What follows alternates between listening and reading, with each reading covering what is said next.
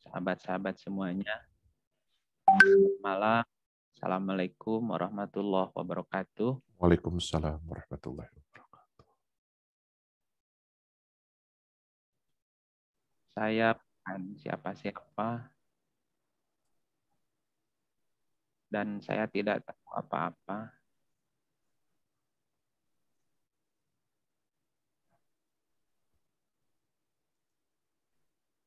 Izinkan saat ini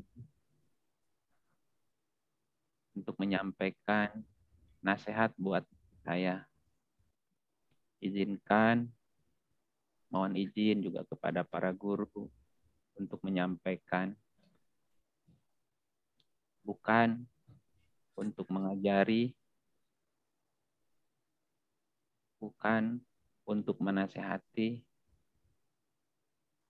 tetapi hanya sekedar mengingatkan diri sendiri.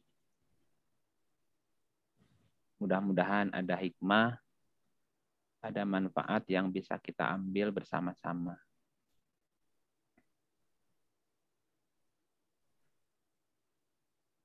Bagi sebagian orang biasa, salah itu musuhnya benar. Makanya orang yang merasa benar sering menyerang siapapun yang disebut dengan salah. Namun bagi jiwa yang telah pulang, semuanya berputar di lingkaran kesempurnaan yang sama. Dan yang tersisa kemudian hanya satu. Hanya satu, berupa iman bahwa semuanya adalah lingkaran kesempurnaan. Tidak ada benar kalau tidak ada salah. Tidak ada baik kalau nggak ada buruk. Nggak ada siang kalau nggak ada malam. Tidak mungkin kita hanya punya satu mulut, satu lubang mulut untuk memasukkan makanan. Jika tidak ada lubang pembuangan yang kita anggap buruk, yang kita anggap kotor,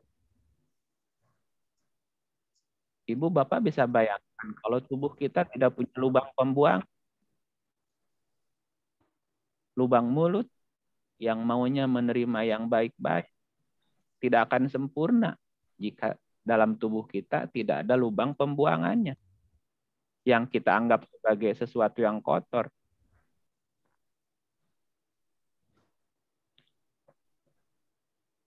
Juga yang perlu kita pahami bersama-sama.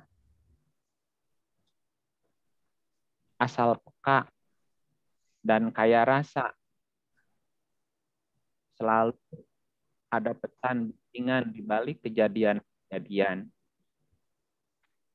Lebih-lebih kejadian besar seperti kejadian saat ini yang kita sebut dengan pandemi. Ada tangan rahasia yang memberikan komando kepada umat manusia. Maka kita dilatih untuk belajar jauh dari keramaian. Maka bukan keramaian dalam sendirian. Jangankan biasa,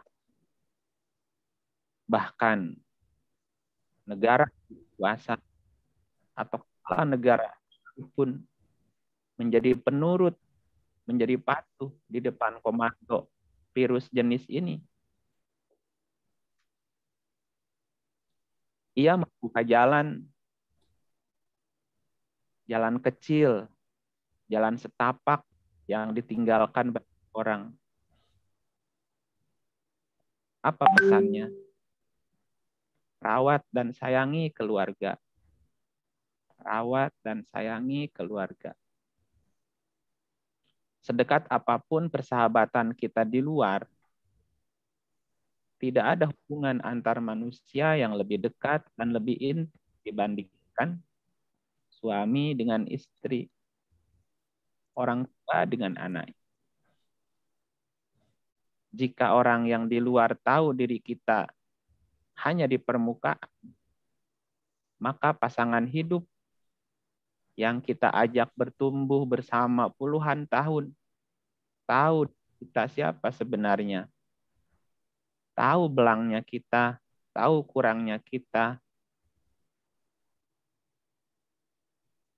maka harus ada kesalingan, saling memahami, saling menyadari, saling menerima kekurangan, kelebihan pasangannya. Anak dan cucu ceritanya lain lagi. Setidak sempurna apapun mereka, kita tidak punya pilihan untuk lari menjauh. Tidak ada mantan anak, nggak ada mantan ibu. Satu-satunya pilihan yang tersedia adalah merawat dan menyayangi mereka sepenuh hati. Jika tekun dan tulus, maka hasilnya akan sangat menakjubkan.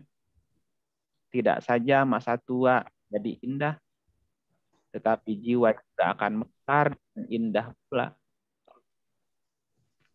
Begitupun ketika kita berbicara tentang jiwa-jiwa yang terluka, bahwa penderitaan adalah seperti bel, seperti alarm suci yang memanggil jiwa agar segera pulang, belajar mendengar dari pesan spiritual di balik penderitaan. Yang terpenting adalah melangkah pulang. Bagi sahabat-sahabat yang mungkin saat ini sedang terkena penyakit, ada pesan spiritual di balik penyakit. Bagi kawan-kawan yang mungkin beberapa hari ini ditinggal wafat oleh orang-orang dekatnya, maka itu mengajarkan tentang kemandirian. Kurangi tergantung berlebihan kepada orang lain.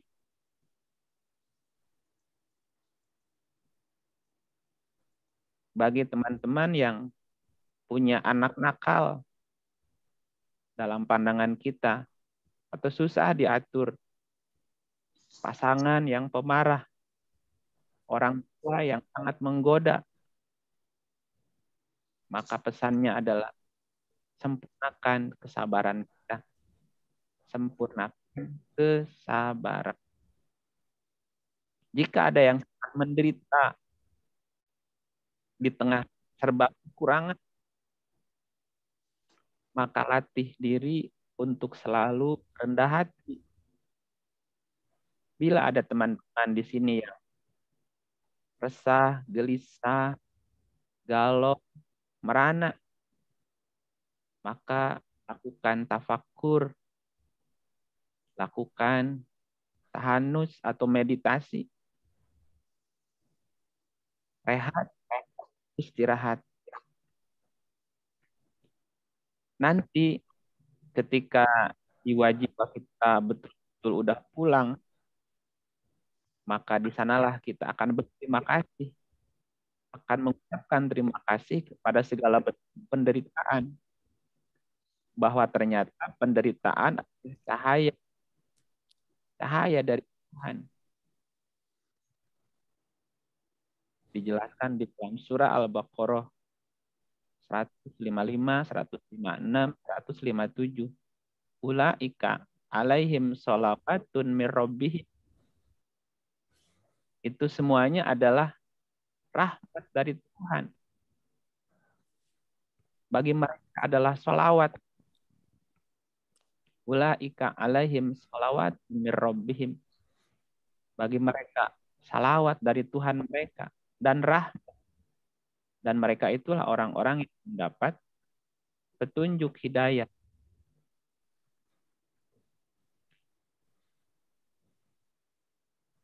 Bapak dan Ibu semuanya, tidak ada yang sia-sia dalam hidup ini. Tidak ada yang sia-sia dalam ciptaan Allah, nggak ada. Dan itu semuanya mengingatkan kita, itu semuanya menyadarkan kita bahwa kita bukan siapa-siapa. Kita ini tidak tahu apa-apa. Kita semuanya hanya bayang-bayang yang pada akhirnya kita akan kembali pulang kepada Tuhan. Hanya masalahnya banyak orang yang tidak sadar, tidak menyadari perjalanan pulang itu. Atau bahkan barangkali orang yang nggak mau pulang, walaupun dipaksa pulang akhirnya. Nah, ini udah pembicaraan yang keempat tentang jalan pulang. Saya coba tanya kepada Bapak Ibu, apa yang pernah saya sampaikan? Setidaknya ada lima poin yang harus kita pahami agar kita bisa pulang. Ya, diwakili oleh Kang Ipai jawab. Halo? Ya, Kang. Nah, apa yang pertama, Kang? Waduh, saya harus lihat catatan dulu ini, Kang. Saya agak lupa nih, Kang. Ya. Karena ternyata saya kalau begini, Kang, ini saya sebetulnya lebih kepada kontrol ini, Kang. Semua kontrol ini, Kang, saya tekan. Dijawab bukan. Satu, Ya, belajar ke dalam diri. Oke. Sebentar. Yang kedua, rasa sakit atau musibah dan hukuman. Bahwa musibah anugerah. Terus? Rasa sakit atau musibah bukan hukuman Tuhan, tetapi berkah dan anugerah dari Tuhan. Hadirkan agar jiwa disucikan. Maka segala wahai orang-orang yang sabar. Musibah bukan hukuman Tuhan, tapi berkah anugerah dari Tuhan, kunci pembuka jiwa agar hati dibersihkan, disucikan. Oke, yang ketiga. Jangan marah. Nah, bukan kemarahan. 100. Ya. Karena lihat kemarahan. Oke. Yang keempat. Belajar mengkaji atau menjumpai diri kita yang sejati. Nah, jumpai diri lebih dalam. Kenali diri kita yang sejati. Nah, berarti sekarang yang ke-5. Apa yang ke-5? Oke. Kita baca ayatnya. Suratnya 66 ayat 6.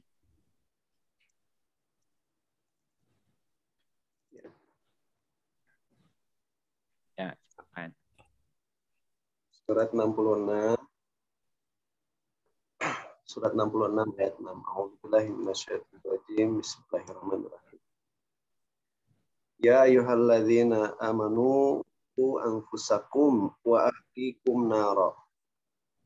Wa quduhan nasu wal hijaratu 'alaiha malaikatun lab shidadul la ya'sunallah ma amarahum wa yaf'aluna ma yu'marun.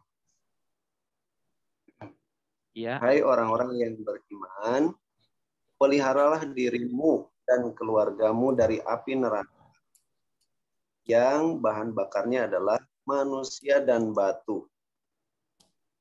Penyebabnya malaikat-malaikat yang kasar, yang keras, yang tidak mendurhakai Allah terhadap apa yang diperintahkannya kepada mereka, dan selalu mengerjakan apa yang diperintahkan. Tuhan.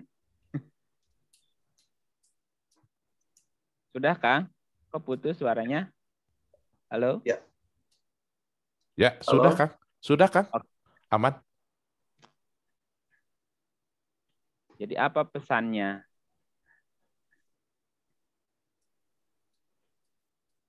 Peliharalah dirimu dan keluargamu dari api neraka. Lazina aman. Amanu Wahai orang-orang yang iman. ku anfusakum. Peliharalah, Anfusakum. jagalah, rawatlah sama. Oke. Anfusakum. Anfusmu. Anfus diterjemahkannya diri. Anfus itu jiwa. Peliharalah jiwamu.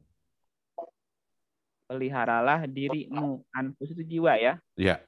Dari kata nafas dijamak menjadi anfus. Ku anfus. Peliharalah jiwa-jiwamu. Wa ahlikum, dan ahlinya. Diterjemahkannya sebagai keluarga. Bahwa jiwa itu punya keluarga. Jiwa itu punya keluarga. Nah, kita diperintahkan untuk menjaga jiwa, memelihara jiwa dan keluarganya. Pertanyaannya, apa yang dimaksud dengan keluarganya anfus? Ya. Nah, barangkali kebanyakan orang membaca ayat ini hanya teksnya, secara fisik keluar ya. Jaga dirimu dan keluargamu. Apa yang kebayang? Jaga keluargamu. Ya. Siapa? Lebih menjaga secara biologisnya, Kang ya. Wah. Ya kan? Nah, tapi kita lihat lebih dalam lagi. Ya. Bahwa pesannya jagalah jiwamu dan keluarga jiwa itu. Ya, jagalah anfusmu dan keluargamu. Keluarga anfus itu tadi. Nah, pertanyaannya, kalau anfus, nah mungkin kita udah paham jiwa, oke.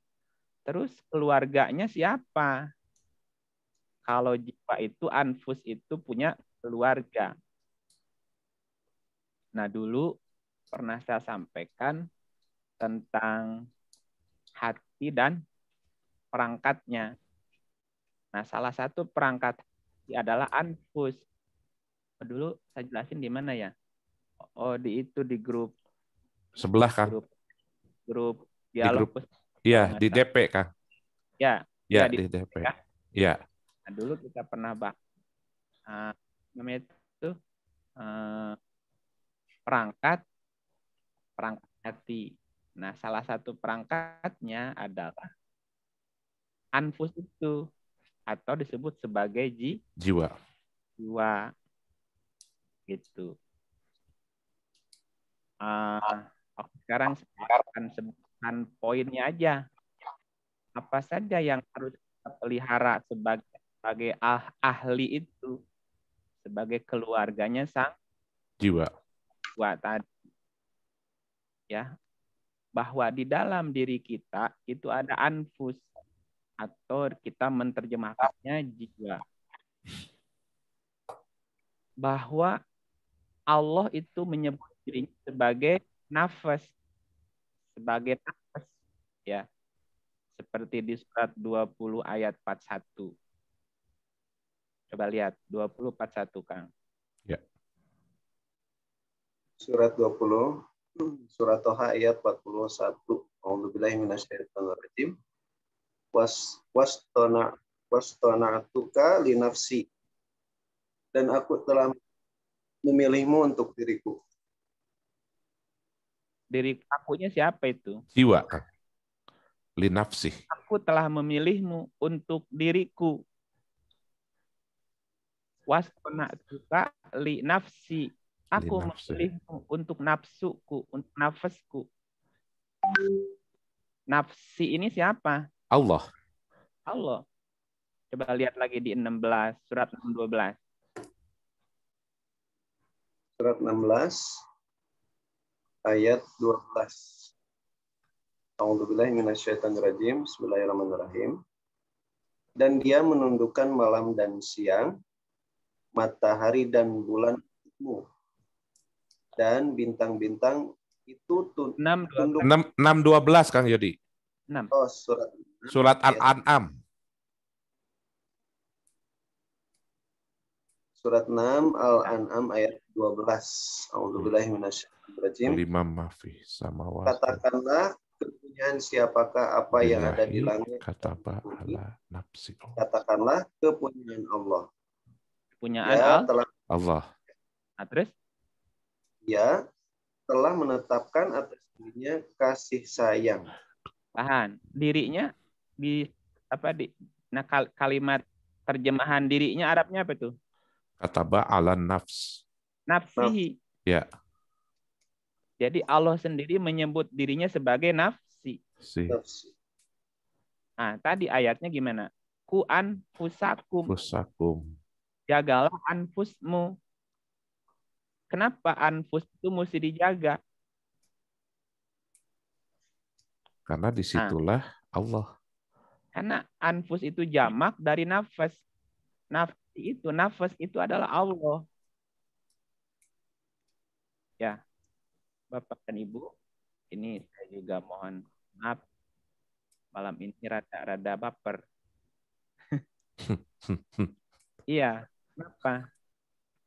Nah, coba perhatikan apa yang saya sampaikan di pertama tadi. Bahwa Allah sebagai nafas. Ya. Iya. Bahwa Allah sebagai nafas yang memberi hidup. Si nafas itu jadi jiwa-jiwa. Jadi nafasnya Allah itu kan Allah telah menetapkan atas nafasnya kasih sayang. Allah menyebut dirinya sebagai nafas. Nah, nafas itu, nafsinya Allah itu, itulah yang menjadi jiwa-jiwa, menjadi anfus itu menjadi anfus. Dan anfus itulah yang memberi hidup pada setiap makhluk. Bapak Ibu pegang handphone. Ambil baterainya, ambil kartunya. Hidup? Enggak. Mati. Nah, sekarang kita hidup nih karena ada anfus di dalam. Maka Allah sebagai nafas, dan nafas itulah yang menjadi anfus, dan anfus itulah yang memberi hidup pada setiap makhluk. Ya, makanya tadi doa di depannya begitu. Ya Allah, Tuhan semesta alam, kecerdasan Maha Agung yang ada di setiap ruang kosong di semesta ini. Ada ruang kosong di dalam tubuh kita ini yang menjadi tempatnya jiwa. Dan itulah jiwa yang pertama hidup di dalam diri kita. Yang dalam bahasa sainsnya disebut SA-nud. Dan itu adanya di dalam jantung. Ruang itu sebesar kuku. Ruang kosong itu sebesar kuku. Dan itulah yang pertama hidup di dalam kandungan. Ketika itu berdetak, dan itulah hidupnya dari situ. Itulah anfus kita yang satu. Sedangkan yang lain itu adalah jiwa-jiwa pengikut. Jadi jiwa kita sesungguhnya ada di jantung itu. Itulah yang pertama beri hidup kepada kita sampai saat ini. Ya. Nah, kita kembali ke ayatnya tadi. Ku antakum wa ahlikum. Jagalah, peliharalah anfusmu dan ahlinya. Kalau kita bicara tentang pulang, maka itulah jalan kita. Lewat anfus dan ahlinya itu. Nah, kalau kita tidak bisa menjaga anfus kita dan tidak menjaga ahlinya, bagaimana kita akan pulang? Sedangkan Allah sendiri menyebut dirinya sebagai nafsi. Maka pulang ke rumah jiwa artinya pulang kepada anfus dan keluargamu. Pulang ke dirimu dan keluarganya. Ya, nah orang yang bisa pulang kepada dirinya dan keluarganya yang sudah bisa merawat dan memelihara diri dan keluarganya, yang sudah bisa aman dan nyaman di keluarga, lah jiwa-jiwa yang telah pulang. Simbolnya begitu, simbolnya. Oke, kita balik lagi bahwa jalan yang kelima untuk bisa kita pulang adalah pulang tempat, pulang kepada keluarga. Jadi rumah jiwa itu adalah bernama keluarga. Masih ingat lagunya Bapak Ibu? Masih ingat lagunya? Gimana lagunya? Ya. Diawali dulu kan? Clue-nya apa kan? Clue-nya boleh? Clue-nya. Clue-nya gini. Namanya? Itulah. Yang nyanyinya itu BCL tuh. Oh, keluarga. Harta yang paling berharga adalah keluarga. Keluarga. Mutiara Tiara yang paling indah adalah keluarga. Yang paling lupa lagunya. Ya. Nah, itu pesannya dalam sebetulnya itu. Keluarga adalah tempat pulang kita. Ya. Oke, balik lagi. Jadi bahwa jalan pulang yang kelima adalah pulang ke jiwa yang bernama keluarga. Nah, ayat berbunyi, peliharalah anfusmu dan ahlimu. Berarti ahlinya si anfus itu.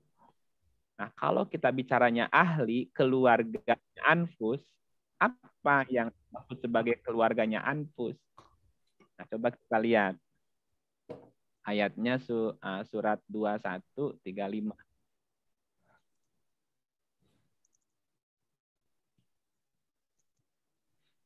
Surat 21 ayat 35. A'udzubillahi minasyaitonir rajim. Bismillahirrahmanirrahim. Kullu nafsin dha'iqatul maut wa nabluukum bisyarri wal khairi fitnah wa ilaina turja'un. Tiap-tiap yang berjiwa akan merasakan mati. Kami akan menguji kamu dengan keburukan dan kebaikan sebagai cobaan yang sebenar-benarnya. Dan hanya kepada Kamilah kamu dikembalikan. Kullu nafsin dha'iqah. Kullu nafsin dha'iqah. Apa artinya dha'iqah, Kang? Merasa. Dha'iqah itu merasa. Berarti di dalam jiwa ada apa? Ada rasa. Ada rasa. Berarti ahlikum itu apa?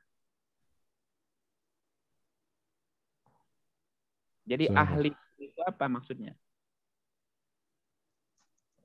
Semua merasa. Semua rasa ya. Semua rasa. Jadi semua rasa itu adalah ahli. Ahlikum itu. Ya. Semua rasa adalah ahlikum. Kan tadi peliharalah anfusmu.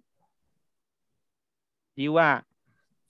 Wa ahlikum. dan anfusmu itu, keluarga anfus itu. Nah, kalau kita bicaranya anfus, jamaknya dari nafsin, kullu nafsin, setiap jiwa, zaikoh. Zaikoh itu merasakan. Berarti jiwa atau anfus cenderung kepada perasaan atau hal-hal yang berkenaan dengan rasa. Rasa. Rasa apa? Rasain aja sendiri. Ya. Apa rasa itu? Apa rasa itu? Rasa takut. Rasa lapar. Rasa khawatir. Rasa khawatir. Rasa gembira. Rasa lapang. Rasa sedih. Gembira, suka, duka, kecewa. Apalagi? Yo sebutin rasa. Rasa lapar. Udah. Udah. Ayo, absen. Rasa yang bisa dirasa. Rasa apa, Bu? Pernah ada. Iri, dengki, dendam. Itu yang negatifnya. Ya. Ya, lagi kecewa, julid, sedih, marah, kesel. Apa tuh? Sombong. Ayo, apa lagi? Dengki ya. Bahkan semua hal yang berkaitan dengan rasa itu adalah ahlikum. Apa maksudnya peliharalah anfus dan ahli anfus itu? Contoh ginilah Bapak Ibu ya. Misalnya satu ketika kita bertemu orang. Ketemu orang. Orang itu marah kepada kita. Marah kepada kita. Atau orang itu dengki kepada kita. Atau orang itu ke kita. Semua rasa lah pokoknya. Ya. Pertanyaannya. Itu marahnya siapa? Itu keselnya siapa? Itu bencinya siapa yang keluar dari orang itu? Ya dirinya sendiri. Sebetulnya itu udah rasa kita. Kenapa rasa kita? Kan kita yang jadi rasa. Ya. Merasa dimarahi. Merasa dizolimi. Merasa siapa lagi? Dengkikan. Pertanyaannya, apakah perasaan orang itu persis seperti yang kita rasakan? Halo? Iya, Kang. Ketika kita merasa kesal. Iya. Apakah orang niat membuat kita kesal? Enggak, sesungguhnya ada di kita. Jadi yang jadi kesal itu rasanya siapa? Rasanya kita. Rasanya kita lah. Kita merasa dibenci.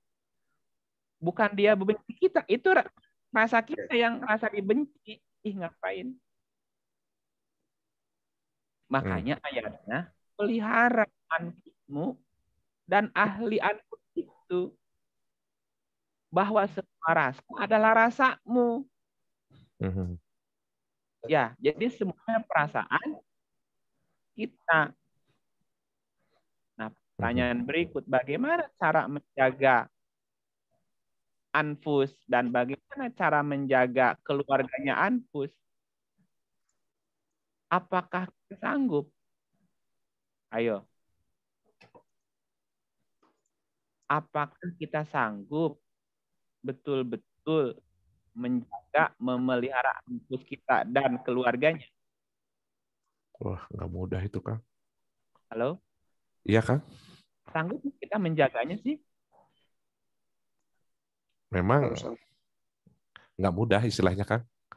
Ya? Nggak mudah, Kang. Nggak mudah. Ya. Nah, kenapa menjadi sulit kita mengendalikan semua rasanya jiwa itu? Kenapa kita merasa dikhianati? Kenapa kita merasa disakiti? Kenapa kita merasa dizolimi? Kenapa kita merasa direndahkan? Mengapa merasa dirinya yang buruk?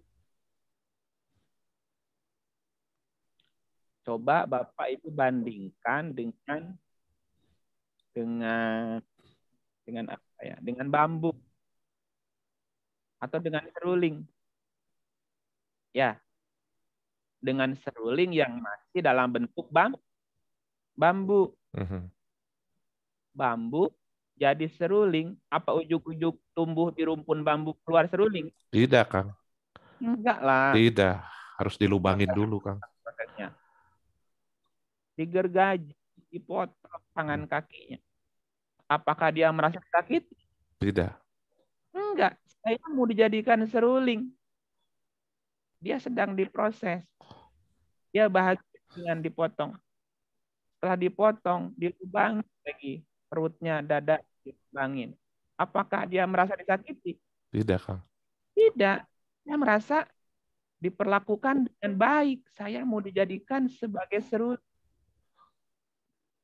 Setelah dipotong, tangan, kakinya dilubangi, dada dan perutnya. Diamplas kulitnya. Sampai halus. Diamplas perasaan. Sampai halus. Merasa disakiti? Tidak. Tidak. Kenapa? Yang ada di pikiran dia, saya mau dijadikan sesuatu yang bagus, yang baik, yang berharga, yang cemerlang, yang bersuara indah, yang namanya seruling. Lah, masa kita kalah sama si seruling sih? Halo? Iya. Siapa yang masih merasa disakiti? Siapa yang masih merasa direndahkan? Siapa yang masih merasa dikhianati, merasa dizolimi, merasa dikucilkan, merasa. Itu perasaanmu, rasain aja sendiri, salah sendiri. Padahal itu semua perlakuan siapapun, perbuatan apapun yang menimpa kita, tergantung kita meresponnya dengan rasa apa. Kalau kita meresponnya dengan rasa syukur, jadi apa? Jadi baik, Kang. Kang Ipai datang ke dokter karena sakit. Ya, misalnya. Ya. Orang yang namanya datang ke dokter dikasih makan enak apa tidak? Tidak. Dipuji-puji apa tidak? Tidak.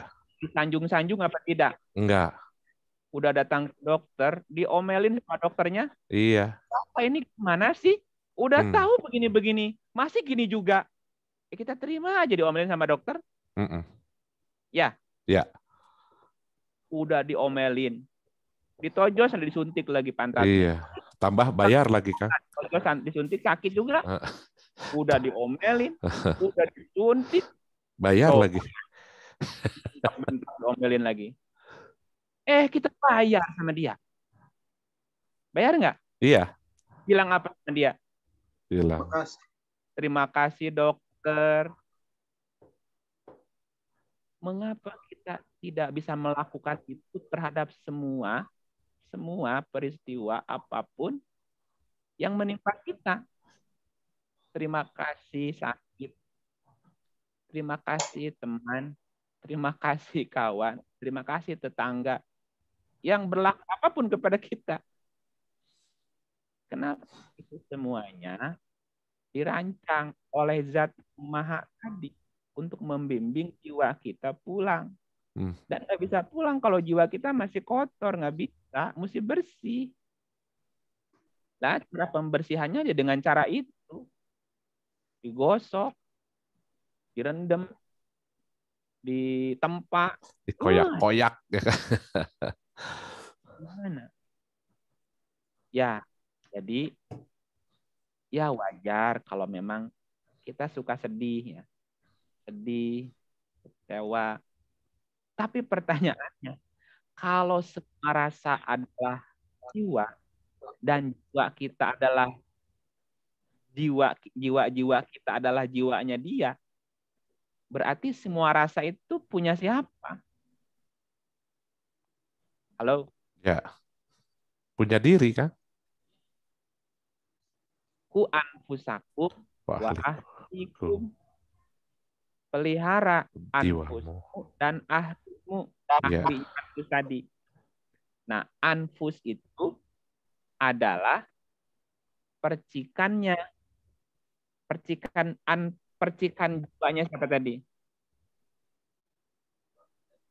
Allah sendiri menyebut dirinya dengan Dirinya nafas. nafs, iya.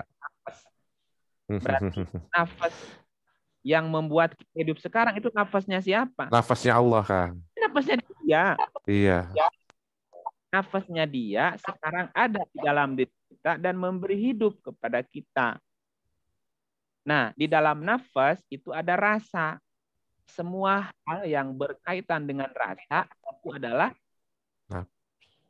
anfus itu tadi. Anfus. Adalah anfus. Nah, kalau anfusnya adalah dia, berarti semua rasa milik siapa? Milik diri dia. Ya kenapa kita pelihara di sini? Ku anfusakum wa ahlikum. Kita tidak akan sanggup memelihara diri kita dan tidak sanggup memelihara ahli anfus kita kecuali kita serahkan aja ke dia. Kalau kita diperlakukan tidak baik terus kita sedih, ya serahkan sedih itu kepada dia. Tinggal lapor aja, lapor tuh gini misalnya, ya Allah ya Rob, sesungguhnya aku sedang merasa sedih dan sedih ini adalah milikmu. Serahin aja laporan. Ketika kita gembira, ya Allah, aku ditimpa kegembiraan dan gembira ini adalah milikmu. Aku serahkan gembira ini kepadamu. Jadi kalau sedih tidak akan terlalu sedih, kalau gembira tidak akan kelewat gembira, karena semuanya miliknya. Allah. Ya kalau kita dirawat di sini terus, Bu, sakit hati kita, sedih terus-terusan, jangan serahin ke dia. Kita hanya mencicipi saja. Kullu nafsin za'iqatul. Setiap jiwa akan merasakan. Ya cicipi aja. Yang namanya mencicipi gimana sih, Bu? Halo? Paling cuma sedikit gitu aja, Kang. Pedas ya. Yeah. Oh iya, cabai pedas jangan dikunyah semuanya. Ya, sampai perut dirasakan. Oh, asin ya. Oh iya, asin. Simpan lagi. Jangan dikunyah terus garamnya. Udah tahu asin, dikunyah terus garamnya, keasinan terus kitanya.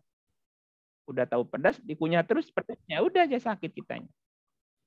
Setiap jiwa akan merasakan. Merasakan itu kan, iya. Nih, cobain rasanya ini ya.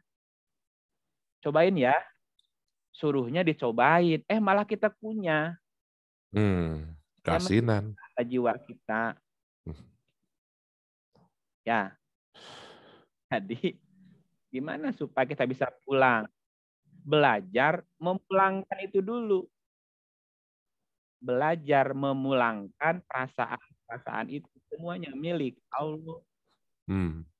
Semuanya milik dia sebagai nafas tadi. Dan nafas-nafas kita adalah juga tetesan ya, bahasa titisan. Dan itu nanti akan ditarik ya. Itu. Halo? Ya. Apa jadi serius begini ya ini? Iya. Ini fokus, Kang, fokus. Supaya Ya. ditanya bisa, Kang. Gitu. Anfus tadi bahwa pesannya pelihara anfusmu dan keluarga anfusmu. Nah, anfusmu tadi jiwa yang pokok dalam diri kita, ahlinya semua rasa. Dan semua rasa itu adalah milik Allah. Nah, bagaimana caranya sekarang belajar mengembalikan semua rasa itu kepada Allah? Kita hanya mencicipi saja. Merasakan, mencicipi gembira. Oh, gembira itu seperti ini ya. Oke. Tapi ingat, ini gembira milik dia. Ya Allah, aku gembira. Gembira ini milikmu. Aku kembalikan kepada dirimu. Selesai. Ya, sedih juga begitu. sedih, susah, kecewa, iri, dengki, benci. Ya Allah ya Rob, dan benci ini adalah milikmu. Aku serahkan rasa ini kepadamu. Itu innalillahi wa inna ilaihi raji'un. Jadi yang kembali semua rasa yang pernah dirasakan ke kita. Bayangkan kalau kita nanti kembali kepada Tuhan, kepada Allah, ditanya di absen. Misalnya gini, di absen. Kang Ipai misalnya, mana rasa malumu? Lihat ke tukang, nggak ada rasa malunya, kabur. Rasa sedihmu. Dulu sedihnya diusir sama dia. Semua rasa akan ditanya. Mana rasa malumu? Rasa iri dengkimu mana? Rasa gembiramu mana? Rasa suka dukamu di mana? Itu maksudnya pelihara tuh. Jangan tolak, jangan diusir. Kayak tadi, jika datang rasa gembira, jangan dimiliki. Ya Allah ya Rob, saya gembira. Saya merasa kegembiraan. Ya. Dan rasa gembira ini adalah milikmu ya Allah, bukan milikku. Itu. Kita tidak merasa memiliki rasa itu. Apa lawannya gembira? Sedih. Apa lawan gimana? Duka, Kang. Duka. Ketika sedih dan berduka. Jangan ditolak, jangan diusir. Nanti kabur, ditanya sama Tuhan, gimana? Mana rasa kesedihanmu? Kok nggak ada? Diusir. Kenapa diusir? Diterima dulu. Ya Allah ya Rob, yang bersedih. Dan rasa sedih itu adalah milikmu. Iya, ku kembalikan rasa ini kepadamu. Say. Gitu. Ya. Melihat. Kayak kita dititipin lah, kita diberikan titipan. Kang, nitip ya. Nitip apa barang misalnya. Ya kan, mesti dirawat. Jangan sampai rusak, hilang, diambil orang gitu. Iya, betul. Pas yang datang mengambil, barangnya masih utuh. Mana Kang, motor saya? Itu ada. Alhamdulillah aman. Kasih bonus. Nah, ini hadiahnya Kang. Sudah mau nerima titipan. Nah kalau pas datang titipannya nggak ada, jadi semua rasa itu titipan juga, dititipi. Nah kalau kita usir-usir pada kabur nanti, nggak mau sedih, nggak mau suka, nggak mau kecewa, nggak bisa. Nah, seperti itu. Ya. Saya juga susah ngomong kayak gimana ya. Praktek ini sih. Prakteknya. Tuh, banyak yang nanya, bagaimana menghilangkan iri dengki. Jangan dihilangkan, jangan. Terima itu rasa. Setelah kita terima, kita serahkan ke dia. Allah ya Rob, ada rasa iri, dengki, benci di dalam nafsusku, di dalam diriku. Dan semua rasa itu milikmu, aku kembalikan kepadamu. Udah gitu. Ya. Bukan kita yang harus menghilangkan, kan? Ya biar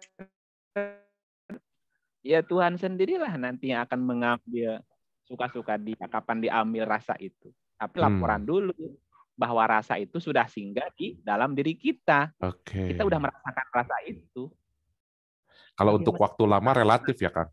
Iya, kalau nggak pernah berduka. Bagaimana kita akan merasakan nikmatnya sehat kalau belum pernah merasakan sakit? Lah, bagaimana kita akan merasakan bahagianya di surga kalau nggak pernah menderita di neraka? Kan semuanya berpasang-pasangan. Apa betul? Halo? Iya. Iya. Gitu. Oke. Kita ke tanya jawab, kan? Ada pertanyaan? Ada beberapa pertanyaan? Gimana, Kang? Oh, mau nggak? Langsung tanya jawab aja lah. Oke, siap ya. Alhamdulillah. Karena sebetulnya ketika di depan kamera itu biasanya suka bahasa Sunda nama kerung, Kang. Apa terusnya berpikir itu, Kang, intinya. Ya. Antara berpikir dan bingung, gitulah. Iya, ini berpikir apa bingung, apa nggak ngerti. Nah, itulah kurang lebih. Betty, Kang, beda tipis. Ya, baik Bapak dan Ibu yang mengharap rahmat Allah. Ini ada pertanyaan. Satu, Kang. Kalau udah Ya. lansia suka ujuk-ujuk sedih katanya, Kang. Tiba-tiba sedih aja sendiri, Kang. Apakah itu tanda menuju pulang? Tidak ada yang ujug-ujug, tidak ada. Tidak ada peristiwa yang ujug-ujug. Oke. Halo? Ya, Oke. lanjut, Kang. Sok baca ayatnya. 64:11. 64:11. 64 ayat 11. Iya. A'udzubillahiminasyaitonirrajim. Tidak ada suatu musibah pun yang menimpa seseorang kecuali dengan izin Allah. Dan barang siapa yang beriman kepada Allah, niscaya dia akan memberi petunjuk kepada hatinya. Dan Allah Maha mengetahui segala sesuatu. Oke. Jadi ada nggak yang ujug-ujug? Halo? Tidak ada.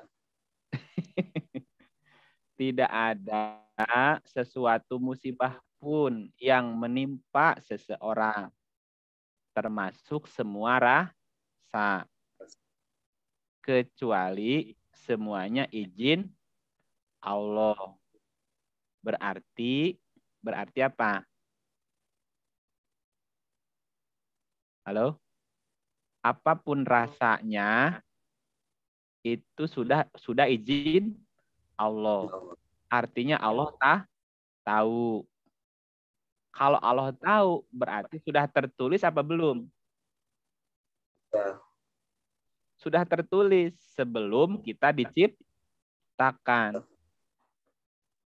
Bahkan sebelum kita diciptakan, itu sudah tertulis. Gitu. Coba lihat ayatnya. Lagi yang lain 6, ayatnya 59. Surat 6 ayat 59. A'udzubillahiminasyaitonirrajim. Bismillahirrahmanirrahim. Dan pada sisi Allah lah kunci-kunci semua yang gaib. Tidak ada yang mengetahuinya kecuali Dia sendiri. Dan Dia mengetahui apa yang di daratan dan di lautan. Dan tiada sehelai daun pun gugur, melainkan Dia mengetahuinya pula. Dan tidak jatuh sebutir biji pun dalam kegelapan bumi, dan tidak suatu yang basah atau yang kering, melainkan tertulis dalam kitab yang nyata, Lauhul Mahfuz. Udah tertulis belum? Udah, Kang. Sudah. Nggak ada yang tiba-tiba. Semuanya sudah tertulis. Bahkan jauh sebelum kita sendiri diciptakan. Ya. Nah, berarti menjawab pertanyaan Ibu tadi, ketika ada rasa di dalam diri kita, rasa apa tadi? Rasa iri, rasa benci gitu ya? Iri, dengki. Apa yang harus kita lakukan? Itu tadi, segera ingat, segera tersadar bahwa semua rasa milik Allah. Kalau ini mah gamblingnya aja, Bu. Gamblingnya gini. Jika masih ada rasa itu di dalam diri kita, iri, dengki, dendam, zolim, jahil, sombong, dan seterusnya, masih rasa-rasa negatif tadi masih ada dalam diri kita. Ya. Terus ajal datang menjemput kita. Semua rasa tadi belum kita serahkan sebelum kematian. Gimana?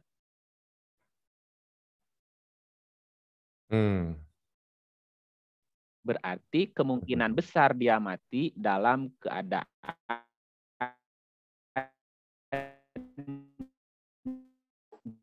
jiwanya amarah. Orang yang matinya dalam keadaan jiwanya amarah dapat dipastikan dia akan masuk neraka. Dimatengin lagi. Dan juga sama ketika jiwanya lawamah, dia masih masuk neraka. Dia baru akan selamat dari neraka dan masuk surga ketika akhir hayatnya, ketika dia pulang kepada Tuhan, jiwanya sudah mutmainah. Mutmainah itu jiwanya sudah stabil bahwa semua rasa milik Allah.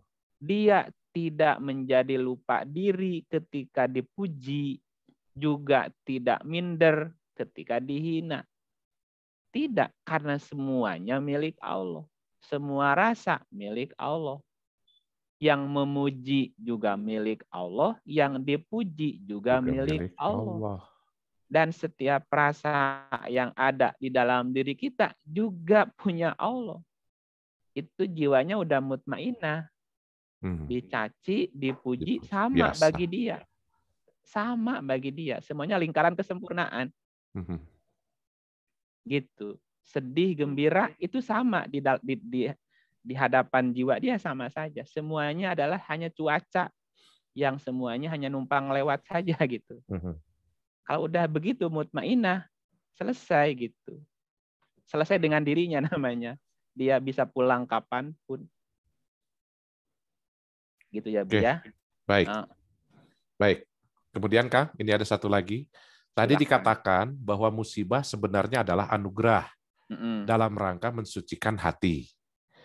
Lalu bagaimana dengan kenikmatan, kebahagiaan sebagai lawan dari musibah?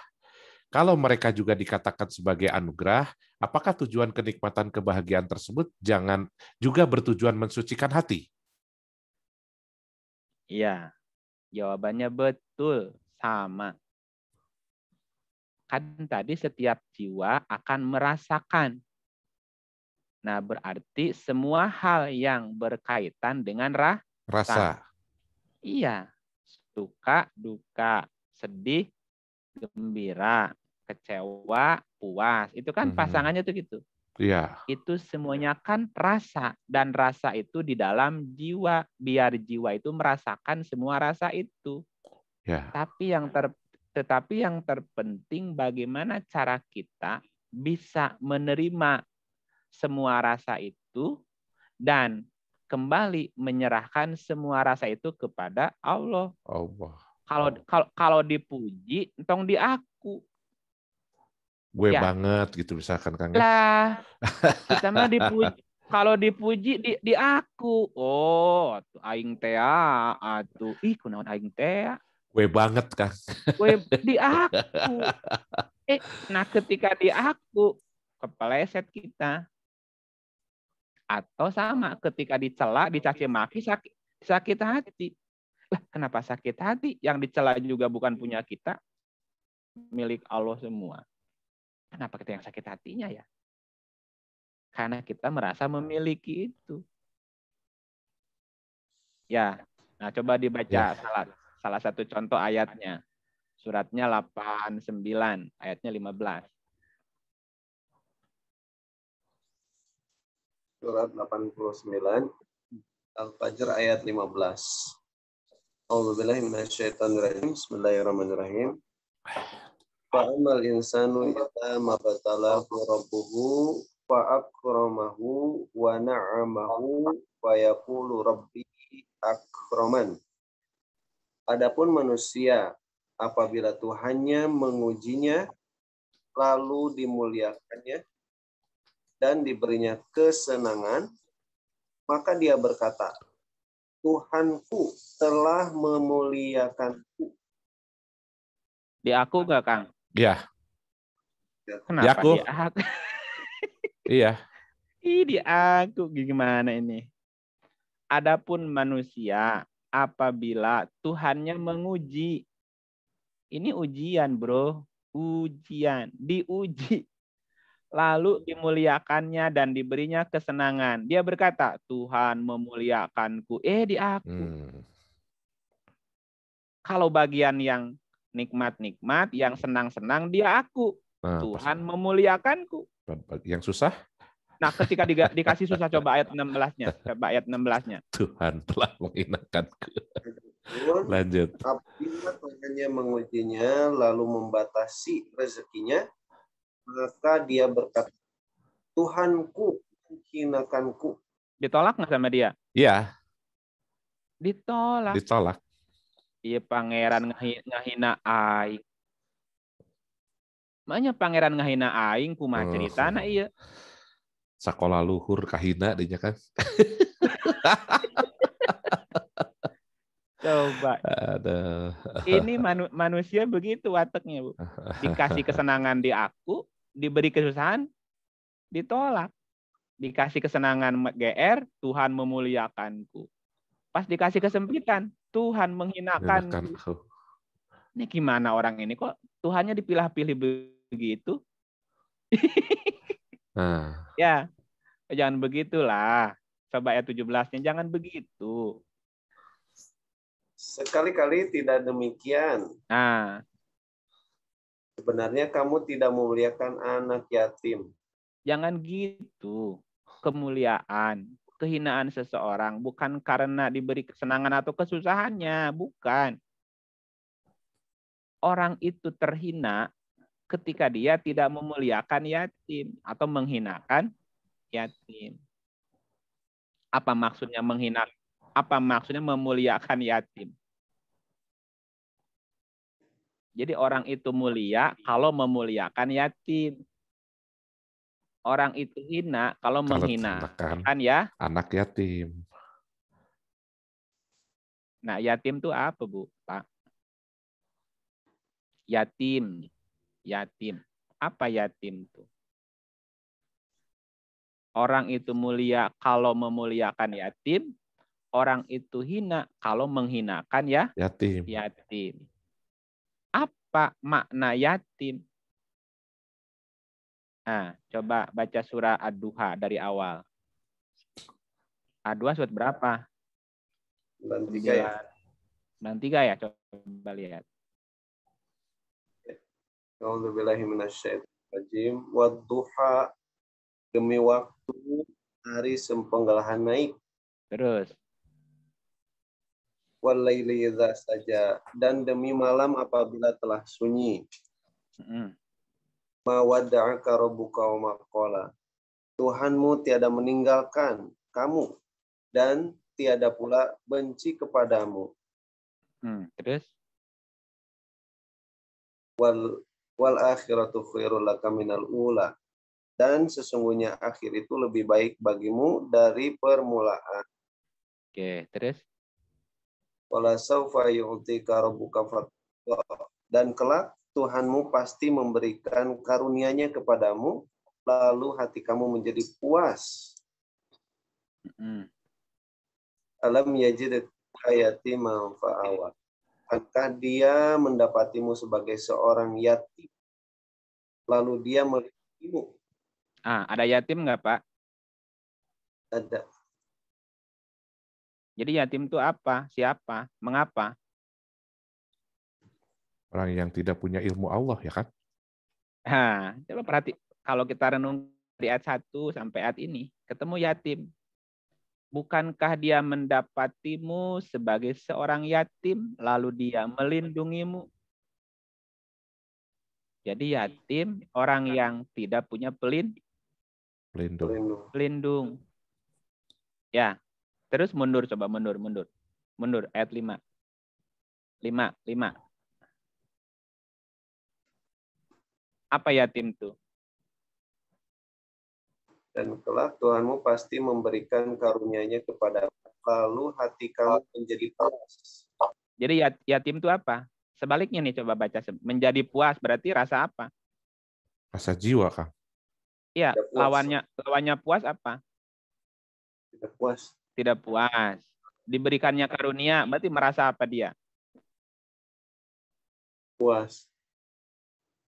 Ya, kalau diberi karunia, lawannya apa? Diberi karunia. Merasa. Pasangan diberi karunia apa? Diberi karunia. merasa tidak diberi, dikucilkan. Oh. Ya, merasa tidak puas, merasa terkucil, merasa tidak diperhatikan, itu kecewa. Iya kan? Iya. Nah, coba mundur lagi 4. Dan sesungguhnya akhir itu lebih baik bagimu dari permulaan. Jadi orientasinya apa dia kalau yatim? Sekarang aja, nggak pernah berpikir Besok. Nggak pernah berpikir besok. Yatim. Terus mundur. Tuhanmu tiada meninggalkan kamu dan tiada pula benci kepadamu. Nah, berarti dia merasa apa kalau yatim? Merasa diapain? Merasa ditinggalkan. Nah gitu, merasa ditinggalkan sama Tuhan. Merasa dibenci. Merasa dibenci oleh Tuhan. Contoh gini lebih gampang. Kan gini, ada orang yang ketika diberi ujian berupa kekurangan tadi, yang di surat Al-Fajr tadi ya, adapun manusia apabila Tuhan yang mengujinya lalu menyempitkan. Apa dia bilang? Ya Allah, menitega amat ke abdi teh gitu. Ya Allah, menitega ke abdi teh. Ya Allah, gitu. Itu kan rasa tidak puas kepada Tuhan. Rasa tidak diberi karunia oleh Tuhan, rasa ditinggalkan oleh Tuhan, kecewa. Itulah yatim itu. Jadi sebetulnya jiwa kita ini masih banyak yang yatim. Ya, perasaan yang tadi, perasaan ditinggalkan oleh Tuhan, perasaan dibenci, gitu, perasaan tidak puas, tidak diberi karunia oleh Tuhan. Itu jiwa-jiwa yatim namanya. Gitu. Oke. Sip. Jadi sebetulnya bisa jadi kita sendiri yang masih yatim. Yang yatim, betul. Iya, banyak anak yatim dalam diri kita nih, masih yatim. Makanya tadi pelihara anfus dan keluarga anfus itu. Kenapa masih banyak yang yatimnya?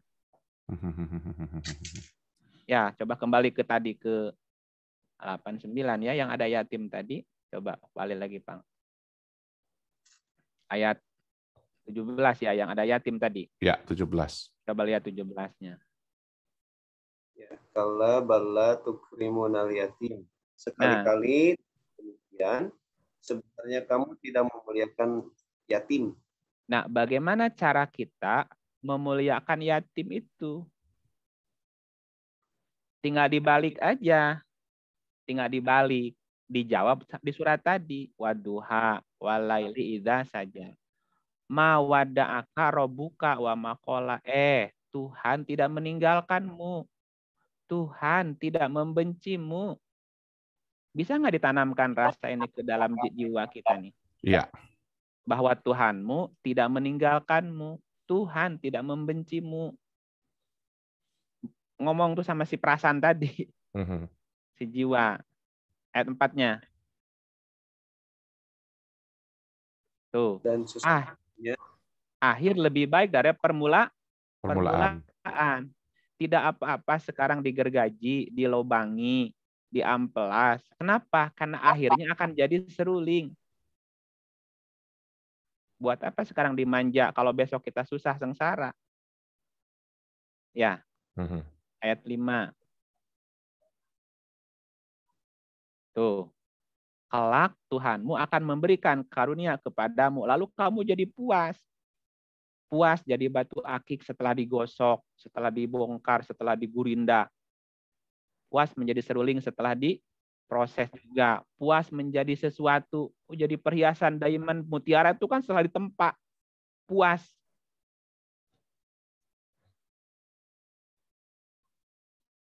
Ya. Kamu jadi puas. Nah, ketika kita merasa puas, nah sudah nggak yatim lagi. Gitu. Rodiatan mardiyah tadi. Itulah yang mutmainnah. Ya. Gitu. Oke. Sip.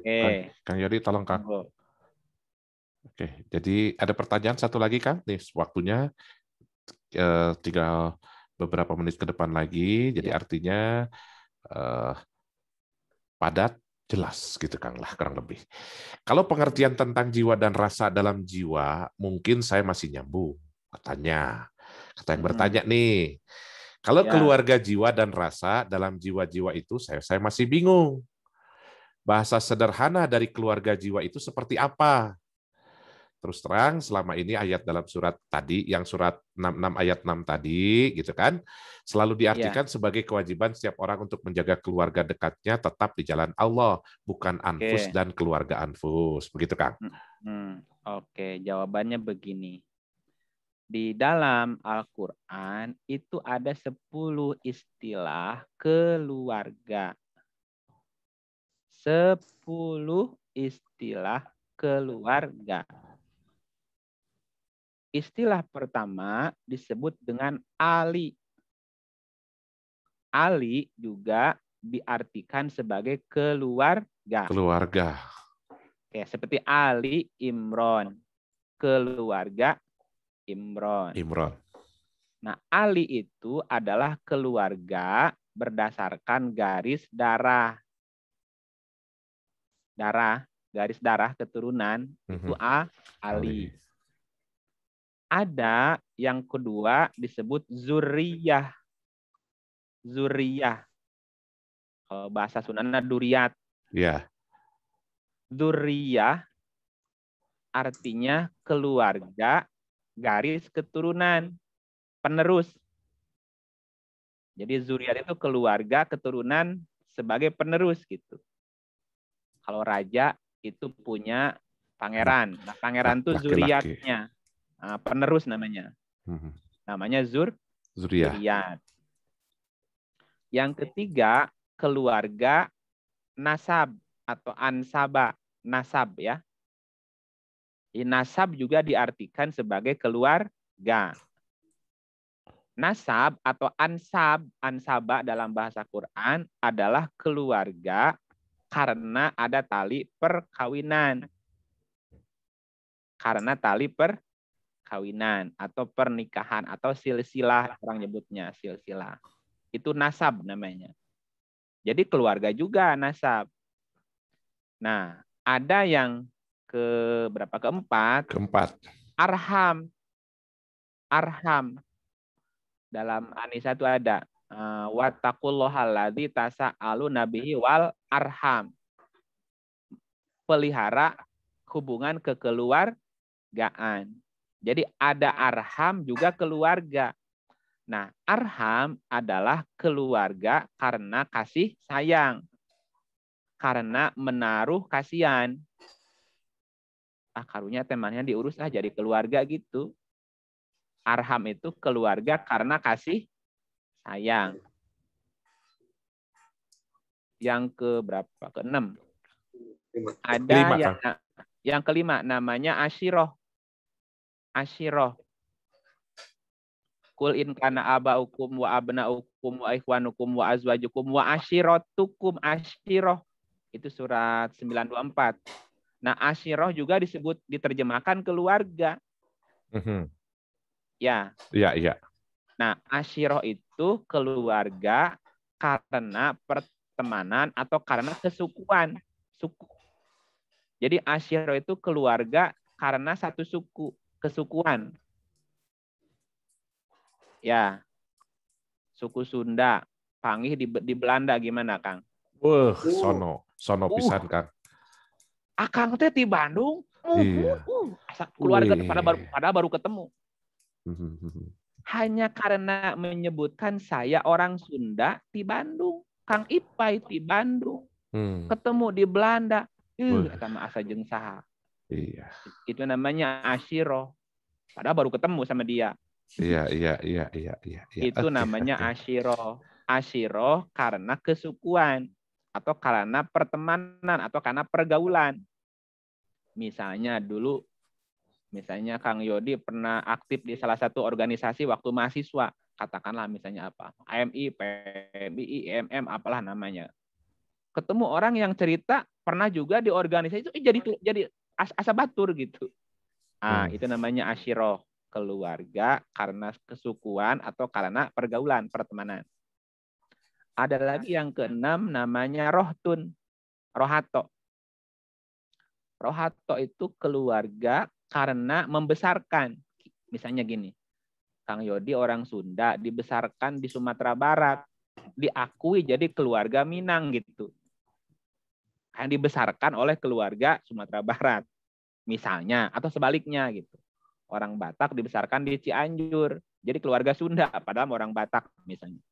Itu namanya rohtun, rohato, keluarga karena membesarkan. Kita jadi keluarga tersebut karena kita dibesarkan di kelompok itu gitu. Nah, itu namanya rohtun, rohato. Ketujuh ada namanya robuah, robuah. Robuah itu seperti anak angkat atau anak asuh. Ya, jadi keluarga karena diangkat gitu. Namanya robuah, karena diangkat atau diasuh, mirip dengan rohtun tadi. Ini lebih ke anak angkat sebetulnya, anak-anak atau anak asuh.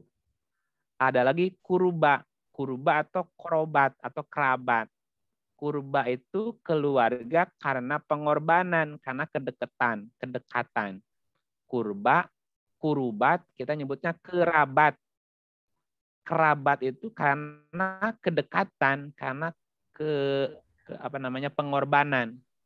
Karena pengorbanan kita jadi dekat dengan dia. Jadilah kerabat gitu. Kerabat dekat. Kerabat itu kekeluargaan atau keluarga karena kedekatan atau karena pengorbanan.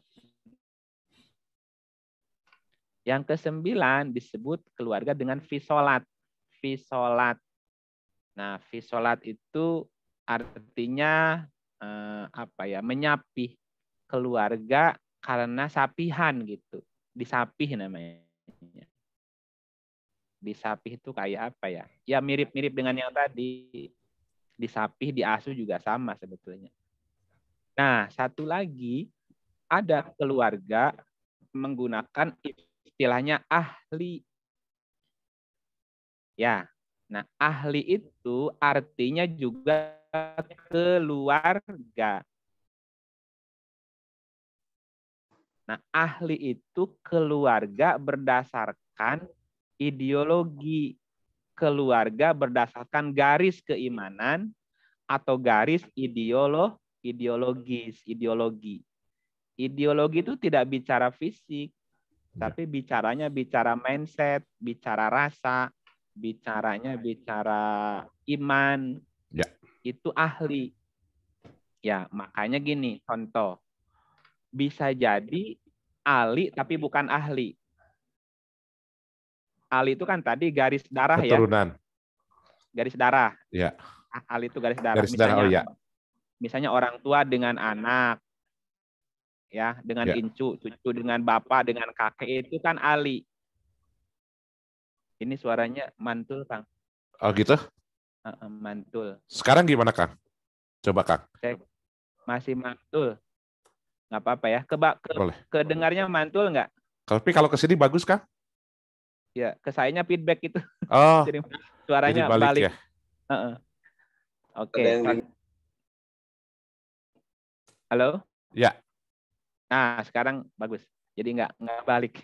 Siap. Jadi bisa jadi ahli tapi bukan ahli. Saya kasih contoh. Suratnya surat 11:46. Coba lihat contohnya. 11:46, Kang.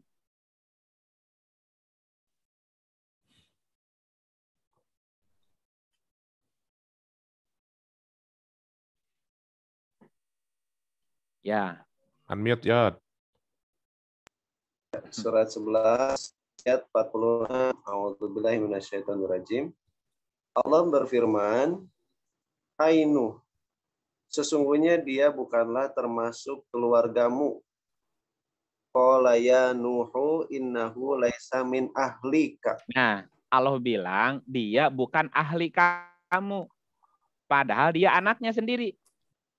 Mundur 45-nya coba, Kang. Mundur 45-nya. Coba baca lagi. Dan Nuh berseru kepada Tuhannya sambil berkata, "Ya Tuhanku, sesungguhnya anakku termasuk keluargaku. Dan sesungguhnya janji Engkau itulah yang benar. Dan Engkau adalah hakim yang seadil-adilnya." Nuh punya anak. Ibnu ya. Iya, inna bni. Sesungguhnya anakku itu adalah keluargaku. Ya, ini ahli kata Nabi Nuh. Allah bilang apa? Tadi ayat 46-nya. Apa jawab Allah? Dia bukan termasuk keluargamu. Nah, dia bukan ahli kamu. Innahu laisa min ahlika. Iya. Anakmu itu tidak termasuk ahlimu. Padahal anaknya adalah keluarga. Tapi bukan keluarga ahli. Bukan berdasarkan ideologi ya kan? Nah, walaupun dia anaknya sendiri, satu darah, satu keturunan, satu zuriat, tapi karena secara ideologi berbeda, secara keimanan berbeda, maka dia tidak termasuk ahlinya Nuh. Ya. Okay. Itu. Ya, jadi ahli itu tidak bicara fisik, tapi bicaranya ideologi, bicaranya rasa, bicaranya iman. Gitu. Baik. Maka semua rasa itulah ahlinya anfus tadi. Baik. Bapak dan Ibu, alhamdulillah luar biasa. Terima kasih Kang Iip. Ini udah jam 9:30 Bu, khawatirnya Pak, ya Bapak dan Ibu tadi sudah beraktivitas, mungkin ingin istirahat, dan saya juga mohon maaf, tidak semua pertanyaan yang ada di kolom chat ini terakomodir dan terjawab semua. Sekali lagi, saya mohon ikhlasnya dari Bapak dan Ibu untuk mengikhlaskan, karena kondisinya waktu jualah yang memisahkan kita. Alhamdulillah Kang, ini masih ada jalan pulang yang selanjutnya kelima Kang? Iya. Setelah ini satu pesannya. Ya. Amalkan apa yang telah dipelajari. Setuju Kang. Itu aja kan kita suka ngulang-ngulang. Ya. Yang menyampaikan baik, yang mendengarkan baik, yang lebih baik yang melaksanakan. Laksanakan apa yang telah diajarkan insya Allah. Itulah jalan apa namanya? Jalan terakhirnya. Oh, jalan pulangnya kita gitu Kang ya? Iya. Oke. Laksanakan. Gitu. Alhamdulillah. Baik. Alhamdulillah Bapak dan Ibu. Ya, tidak terasa waktu kita nampaknya sangat terbatas sekali. Ya, karena juga Bapak dan Ibu mungkin ingin ada yang istirahat, tapi intinya juga Kang Iip nanti ke depan lagi ya Kang. Mungkin jalan kelima masih ada jalan pulang yang kelima Kang? Nah, nanti poinnya bukan jalan pulang nanti. Apa Kang? Judulnya jalan kembali. Oh, jalan kembali. Beda lah dengan jalan pulang ya Kang? Beda. Oke, alhamdulillah. Ini luar biasa. Hari ini saya banyak ilmu yang diberikan ya dari saudara saya Kang Iip. Mudah-mudahan apa yang disampaikan hari ini menjadi semangat kita untuk selalu memperbaiki diri supaya hidup kita terus menjadi lebih baik dan kita tahu kemana jalan pulang kita. Tapi karena belum dijelaskan jalan kembali, nanti akan ada episode selanjutnya. Itu saja yang bisa kami persembahkan. Bapak dan Ibu, mohon maaf apabila di dalam pelaksanaan ataupun di dalam share apapun, saya mohon maaf apabila masih banyak kekurangan, tapi intinya bismillah, saya terus mencoba yang terbaik yang diberikan kepada Bapak dan Ibu. Terima kasih siapapun yang mensupport pertemuan ini, mudah-mudahan Allah berikan keberkahan hidupnya, ya Allah berikan kekuatan dan kesehatan lahir dan batin. Demikian, yang menyampaikan kebaikan itu baik, yang mendengarkan kebaikan itu baik. Namun yang lebih baik, yaitu yang melaksanakan kebaikan itu walaupun sedikit. Kang Kabayan dan Bu Mintarsi, sekian dan terima kasih. Assalamualaikum warahmatullahi wabarakatuh. Atur nuhun Kang Iip. Alhamdulillah. Alhamdulillah. Atur nuhun semuanya ya Bu. Terima kasih semuanya Bu Puah, makasih Pak Hengki, nuhun Bu Puspa. Terima kasih. Sama-sama Bu Ernisa, sama-sama Bu Dece. Sehat ya semuanya ya. Sami-sami sehat semuanya ya. Selamat istirahat Bapak dan Ibu. Ya, Waalaikumsalam Bu Ami, sehat ya, alhamdulillah. Ya, boleh. Waalaikumsalam. Ya, saya minta izin kepada Bapak dan Ibu untuk pamit mundur. Assalamualaikum warahmatullahi wabarakatuh. Waalaikumsalam warahmatullahi wabarakatuh.